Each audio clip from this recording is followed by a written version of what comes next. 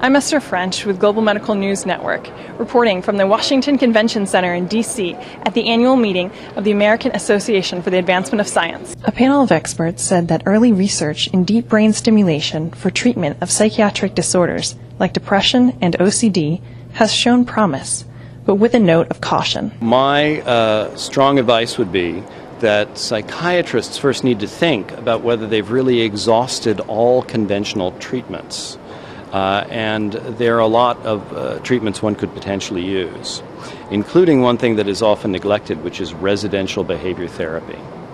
But for someone who's been through exhaustive treatments, and it usually takes 5 years to go through treatments to that degree, high-dose antidepressants, expert behavior therapy, combinations of medicines, then it is worth considering as a potential option.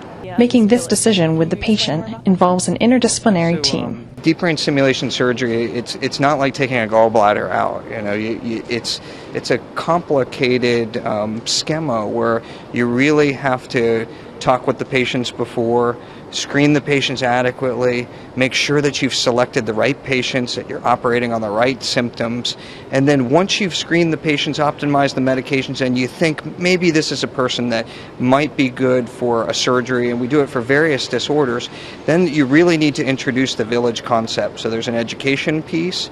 They need to see a neurologist, a neurosurgeon, or neuropsychologist, a psychiatrist, and in certain cases, physical therapists, occupational therapists, financial counselors. Deep brain stimulation has been successful in treating movement disorders, and experts hope for the same success with psychiatric disorders. The preliminary trials are actually quite promising. Even though the numbers are small, the effects are clearly measurable and seem to be persistent. What we don't know is the long term. This has been Esther French reporting for Global Medical News Network.